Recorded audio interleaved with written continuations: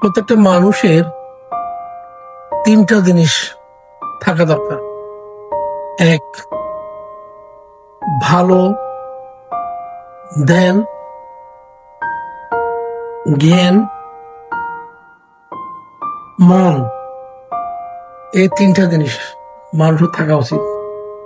ধ্যানে, জ্ঞানে, মনে যেই বড় সেই প্রকৃত মানুষ।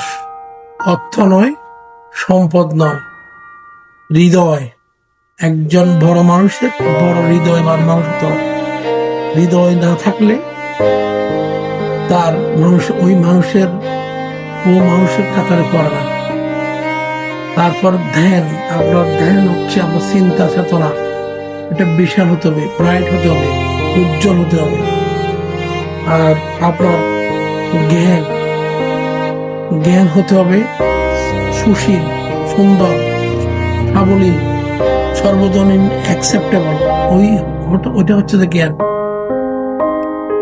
আর মন, এই ধ্যান, জ্ঞান, মন, এই তিনটা জিনিস মিলেই প্রকৃত একজন মানুষ। যাদের ভিতরে এটা থেকে একটাও ছুটে যায় তাদের জীবনে দুঃখ দুর্দশার শেষ থাকবে না। এটা হচ্ছে বড় কথা। অর্থ নয়, সম্পদ নয়, বাড়ি নয়, গাড়ি নয়, ধ্যান, জ্ঞান, মন, এই তিনটা জিনিস প্রকৃত সম্পদ একজন মানুষের। ঠিক আছে, ভালো থাকবেন। ওকে, সালাম আলাইকুম।